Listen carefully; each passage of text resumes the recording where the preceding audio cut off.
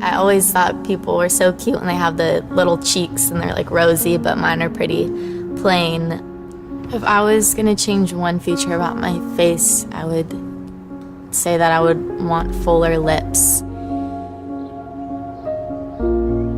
I'm definitely a person that looks tired when I'm tired, and when people say that, I immediately am like, oh man. I'm starting to already get little crow's feet and stuff, which like my mom has, so yeah. I'm a forensic artist. I was trained at the FBI Academy in 1993 in composite art. Worked for the San Jose Police Department as the police artist from 1995 to 2011.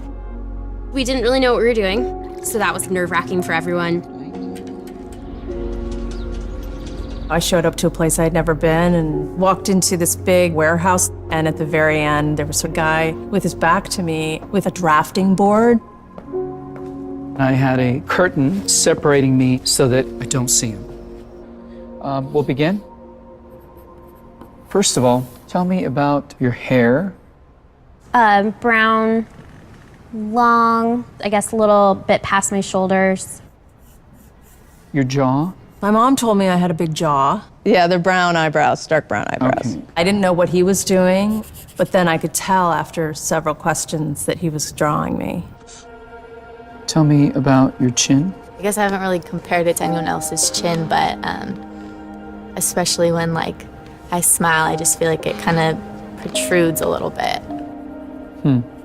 What would be your most prominent feature? I kind of have a fat, rounder face. The older I've gotten, the more freckles I've gotten. You sort of realize, oh man, now I have to talk about myself and think about my looks. I'm 40, so I'm starting to get a little bit of the crow's feet thing going on. Once I get a sketch, I say thank you very much, and then they leave. I don't see them. I still didn't know. All I had been told before the sketch was to get friendly with this other woman, Chloe. Today I'm going to ask you some questions about a person you met earlier, and I'm going to ask you some general questions about their face. She was thin, so you could see her cheekbones. And her chin was a nice, thin chin. The women were really critical about moles or scars or things like that, and yet they were describing just a normal, beautiful person. She had nice eyes. They lit up when she spoke and were very expressive. The length of the nose, what is that like? Short. Short. Yeah, cute nose. Her face was fairly thin. She had blue eyes, very nice blue eyes. Okay.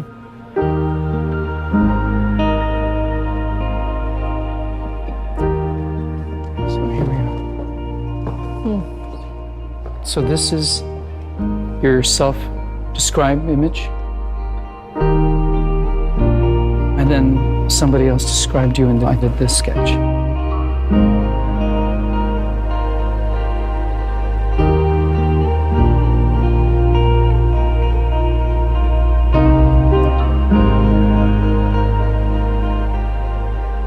I have this whole thing about having dark circles and crow's feet around my eyes, and that was not part of the sketch at all that the stranger did. The stranger's was a little more like gentle.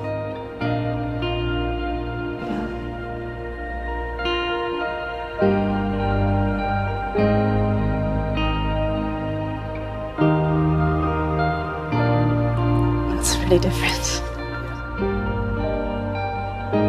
Which is very strange.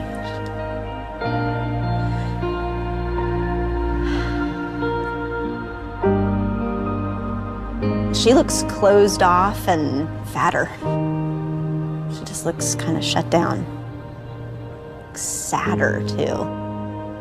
The second one is more beautiful. You think they're catching more of that from you? Yeah.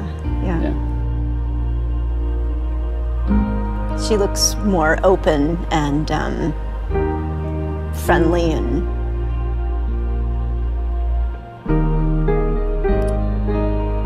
happy.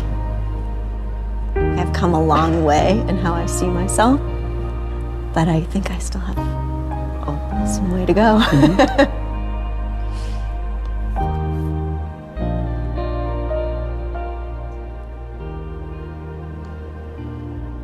have some work to do on myself. Do you think you're more beautiful than you say? Yeah. Yeah. Chloe's perception was so clearly different. Her picture looked like somebody I thought I would want to talk to and be friends with, like a happy, light, much younger, much brighter person. It's troubling. I should be more grateful of my natural beauty. It impacts the choices and the friends that we make, the jobs we apply for, how we treat our children. It impacts everything. It couldn't be more critical to your happiness.